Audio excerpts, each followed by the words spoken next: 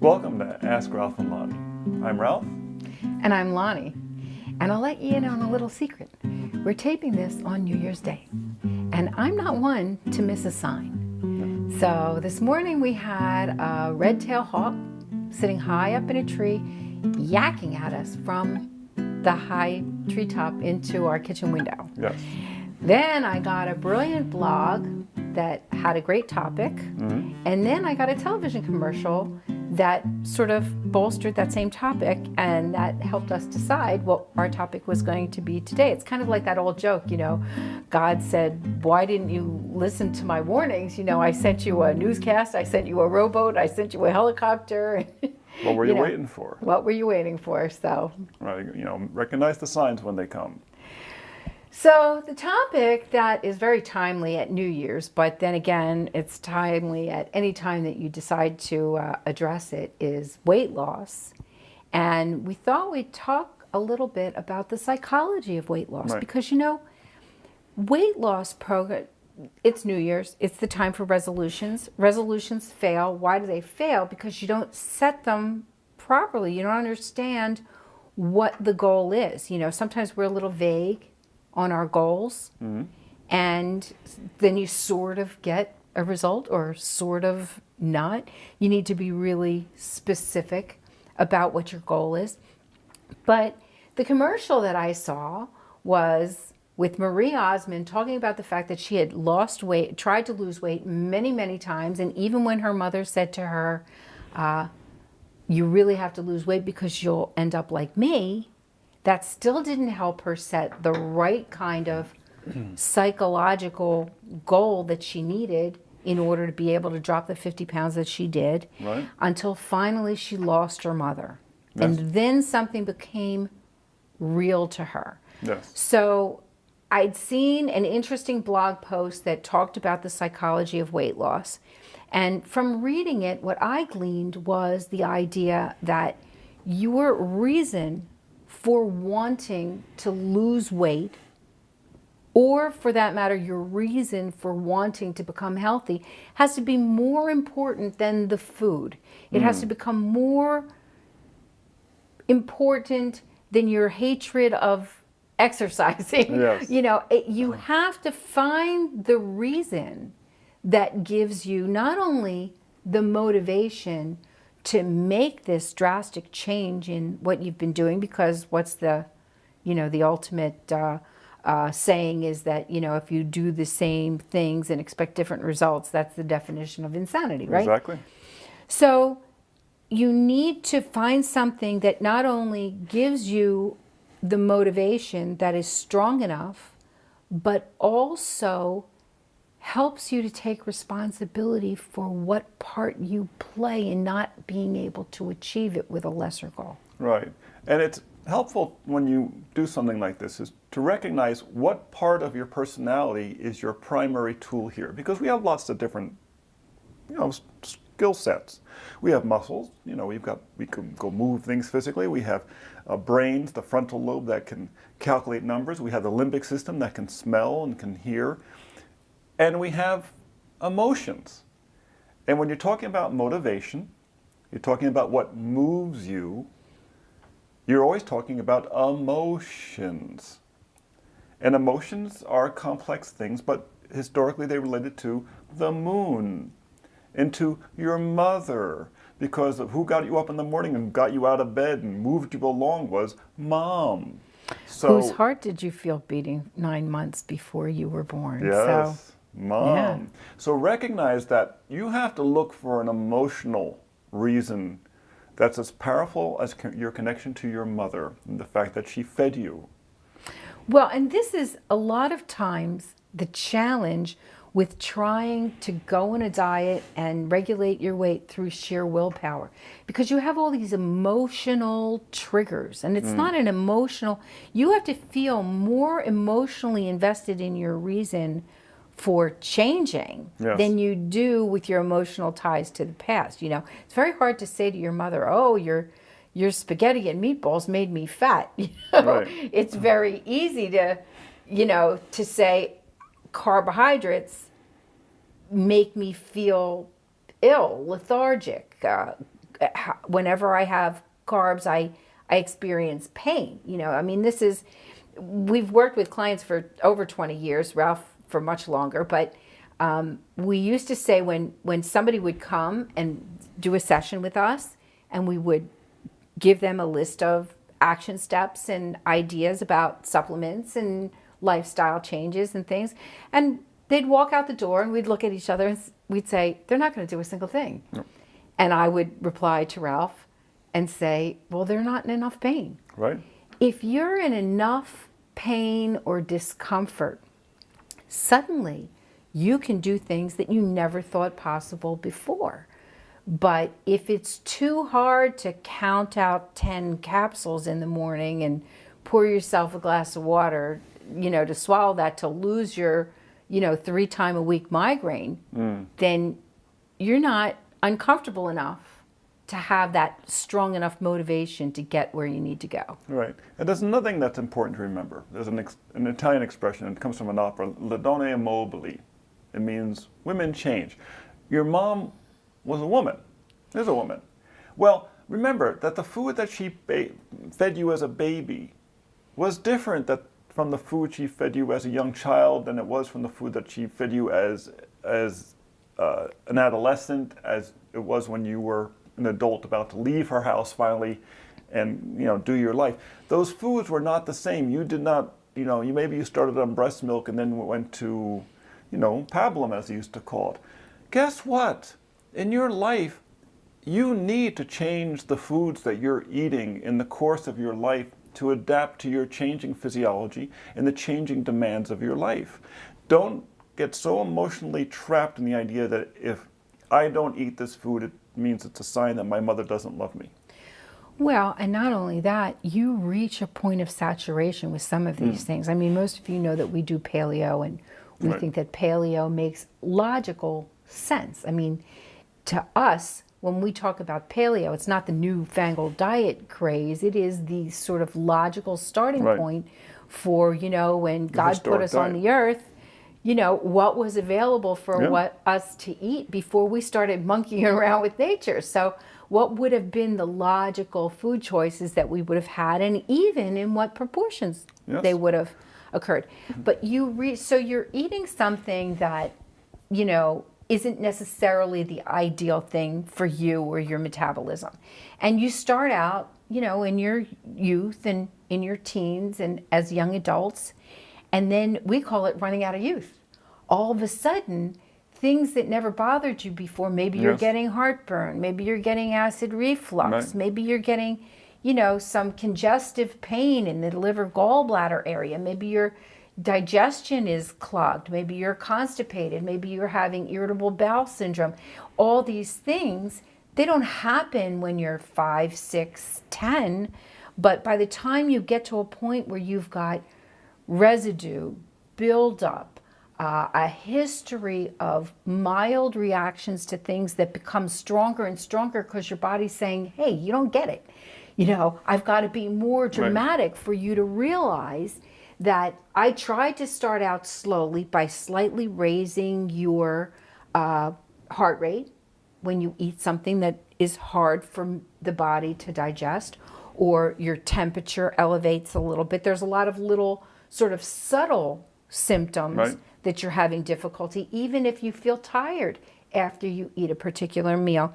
It's generally, unless you're eating a meal high in tryptophan or something like that, generally, if you feel tired after a meal and just want to go take a nap, there was some component in that meal that is difficult for your body to process. And so your body says, okay, shut down all unnecessary functions right now until I can figure out how to break down, first analyze, decide whether or not there's any nutrients in here at all that I can make use of, and then figure out how to break it down and disseminate whatever I can use. And then even the more important part is how to get rid of all the residue of stuff that I really don't need. Because if you don't process that within a fairly short period of time, the body starts finding places to kind of hide it, stick extra sugars in the cells in between the, make the cells a little sticky with that great sugar that you've had, Yes. or the other carbohydrates that are Gum up sticky, the blood. and just stick it in between blood cells or stick it in low energy areas like areas of joints where there's a lot of cartilage and, interspaces that can really hold on to things for a long time. And of course, the colon is another place where you Right. can store a huge amount of material until that day that finally the person decides it's time to clean house. Or dies. Oh, now that's pretty dramatic. But Or dies. And that happens too. It's helpful to realize that there are certain timing to this. And it's helpful to realize that we are health astrologers and have been for many, many years. And there's certain times in your life in which you need certain nutrients based upon the positions of planets. And that usually comes down to when the planet returns to the spot where it was when you were born. Like, for instance, Jupiter takes 12 years to go through sign. Well, it's funny, you will notice if you're a parent that at age 12, there is a growth spurt. Well, Jupiter has returned back to where it was when the child was born. Jupiter makes things bigger and taller, and next thing you know, this child just like sprung up. I remember Julian, my son Julian, I'm quite tall, but he was, average height, even a little smaller than average, and he got to like 12 or 13, and it was like watching corn grow. exactly. He just took off until he was taller than I am. Well, and you made a good point. At age 12, you're going to grow up. Yeah. At age 24, you're going to grow Wide, out. yeah, right. At age 36, you're going to grow out. Right, exactly. So Jupiter is the great expander. And also there's some interesting things in astrology about contacts between Venus and Jupiter, because Venus is not the planet of self-control. No. Venus is the planet of Indulgence. self-indulgence. Yes. We have Jupiter-Venus contacts In the that natal can chart. often Right. relate to excesses of all different kinds, and personal expansion is one that you want to avoid. So you really need to set a goal and understand what your motivation Right. is. More so, I think, than setting the goal is the motivation Yeah. behind it. So to say, I would like to look better, I'd like to. We often say that vanity is a great motivator, but in this case, it's not necessarily the best motivator No. because your friends, your family, they're all going to say, "Oh, you look great." You look wonderful. You don't look fat. Oh, yeah. And maybe they're talking about your makeup or your hair or what you're wearing or the fact that you got a nice tan or something like that. Not noticing you're They're wearing baggier not clothes. necessarily looking at, you're perfectly right, that your clothes are a little Right. bit looser because you sized up or, whatever. Right. So, Remember that great movie? It had Rodney Dangerfield, and he played a clothing store owner, and he sold to big guys. And there's this great scene where they're doing the ads, and he's surrounded by these big guys, and he's getting bigger himself, and he realizes, I got to get bigger actors, because sometimes people look good just in comparison to the people around them. It doesn't mean that you're at your optimal weight. that's a really good point. I didn't even think about that. But you look good compared to what, or you look good compared to who, Right. So you really have to find the right reasons to want to be out. In the case of Marie Osmond, she didn't want to die. Right. She didn't want to leave her kids. She didn't want to leave her grandkids. She had life left to live. She didn't want to, think that she was going to see her last sunrise or sunset. I mean, she had a different kind of a motivation Right. that is easier to remind you, because if you're simply saying, oh, I want to fit in this outfit. Oh, I never, that outfit's out of style now. Or I want to look good. For what? You got that party for New Year's Eve, but then, you've got, 4 weeks of going to work. You don't care what the people at work think about how you look. So so you lose your motivations if Right. they're stated too simply. Remember, there have to be emotional reasons. Well, and physical reasons Physical really help a lot. Yeah, well, emotional, for instance, let's say you just don't go out very much. Why don't you go out? Because you can never figure out what to wear, because none of the outfits look good. Or you don't go out because you're in pain. Your joints are a little stiff. If you start finding yourself feeling fearful, that means you're usually in physical pain. Fear is oftentimes related to physical pain. People don't realize that. And they get less active. They tend to go out less. They tend to have fewer interactions with other people. And it's the spice with other people that makes us feel good.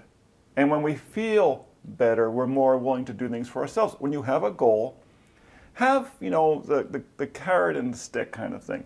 Put up a sign someplace saying what weight you want to get to, and put it a few different places to remind yourself.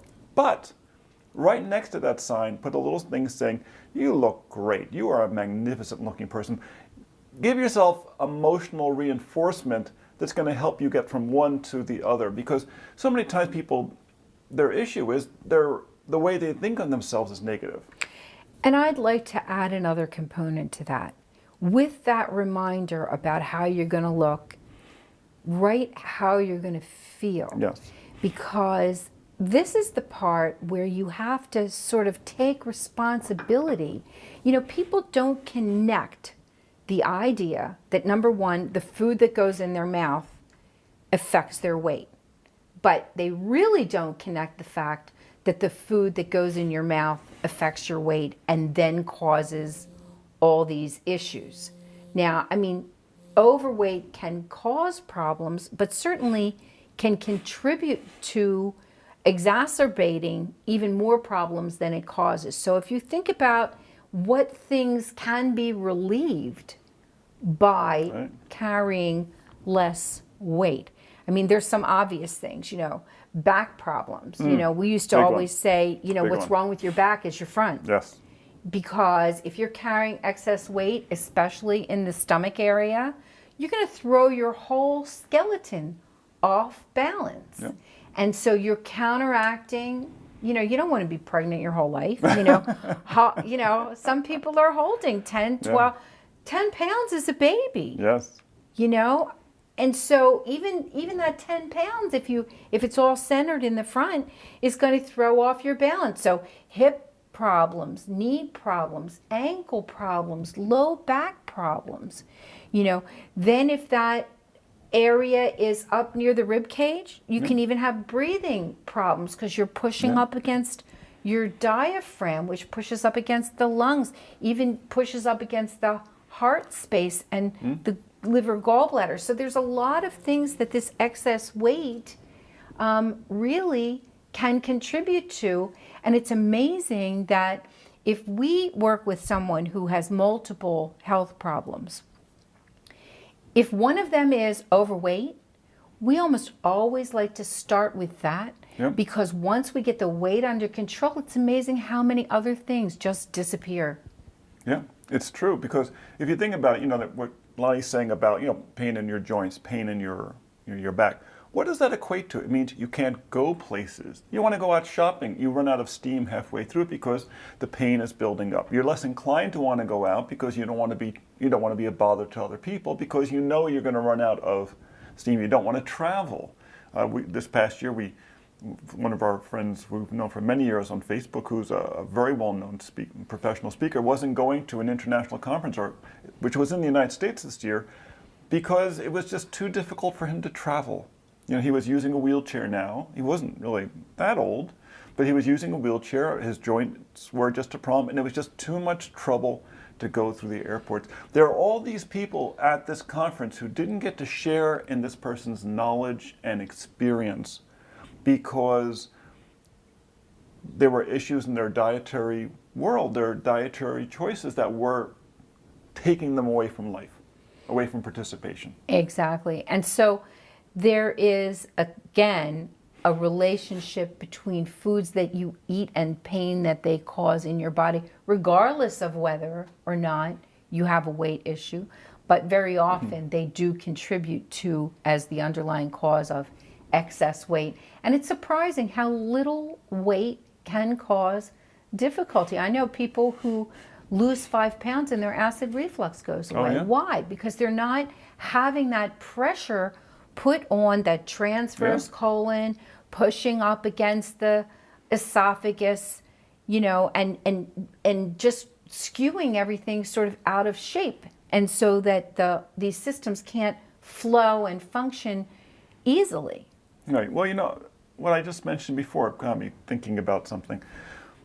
In terms of motivation, when a child's a child, what do they do a lot of, if they possibly can, is play.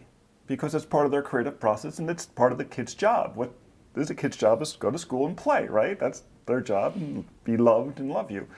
As you get older, you work. And I remember we used to joke about this, that basically women had many different opportunities. They could become mothers. They could not become mothers. They could have children, not have children, same thing. That's mothers and not mothers, Right. yeah. But they could decide to work or not work. They could decide to work part-time. They could work full-time. They could go to school first. They had all these different choices, lots of different options. Men basically grew up and you had one of two choices. You either found good work you were going to do, and you were going to work your entire life until you got to retirement, and you got 10 minutes off retirement, and then you died. Or you didn't do that and you were a bum. And you would spend your days in the bar, obviously, and you were a bum. And those were the two choices men had. The reality, though, is when the child grows up and becomes an adult, one of the first things we ask them is, well, what do you want to do? What kind of work do you want to do? Which is a classically American thing, honestly. I mean, we're very, very much about that. But what we do is what we contribute. And one of the things I have found in people, that most people are very generous. People are remarkably generous. They're big-hearted and they're generous, and they like to contribute. One of the worst things that a person can have in their life is have a feeling that they're not contributing. Well, just for the sake of that, just for your ability to contribute to the world, be healthy. Because if you're not healthy, you can't contribute. Just for the sake of being able to contribute to the world, be your correct weight.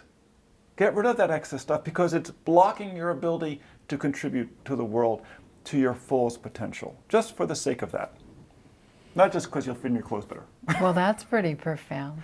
Well, So I think that setting the goal, but really creating the motivation for the right reasons is a better strategy to keep you on track. It's not that the food lures you off. If you say, I know when I first went grain-free back in 1993, it was because I looked at that bagel in a different way. To me, that bagel suddenly looked like pain because it caused me pain or difficulty breathing. And so when you have that perspective, it's a lot easier to not crave that food item because you directly relate it to cause and effect. If I eat that tomorrow morning, I'll wake up stiff. If I eat that later tonight, I'll feel nauseous. If I eat that, I'm going to have a gout flare-up. If I eat that. And so keep reminding yourself of that component rather than saying, oh, but I really, really like it. There are so many things to like and enjoy, yes. That you might want to spend some of that time that you would agonizing over the loss of something, searching down something that you like as much or even more that isn't going to cause you pain or ill health. So, you can be as healthy as you make your mind up to be, Yes. but it is a mind game. You really have to talk to your own brain Yep.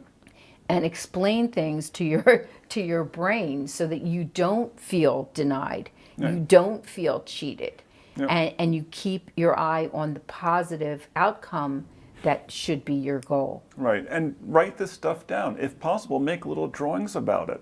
You have to remind yourself, what's the average attention span of most people these days? Same as a gnat. Right, like maybe 2 minutes or until like the next text comes in, right? So you have to put things in places where you will see them. If you can put your screen on your computer, put your screen up there, A screen saver? screensaver that tells you what your goal is and what your motivation is, and put it up there to remind yourself about the same thing on Or your a cell Yahoo phone. reminder or a Google reminder that your calendar pops up every day with, a reminder of what your goal is, what your purpose is. Or if you really want to see it all the time, make it the screen on your phone. Your lock screen.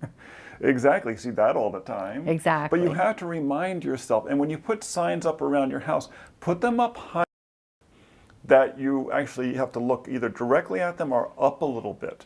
You want your spine to go straight. This is very important in terms of leadership and in terms of motivation. You do not find goals by looking down. We call that the Quasimodo school Yes, of like motivation. this. Yes, I'm going to accomplish things. Yes, yes, yes. No.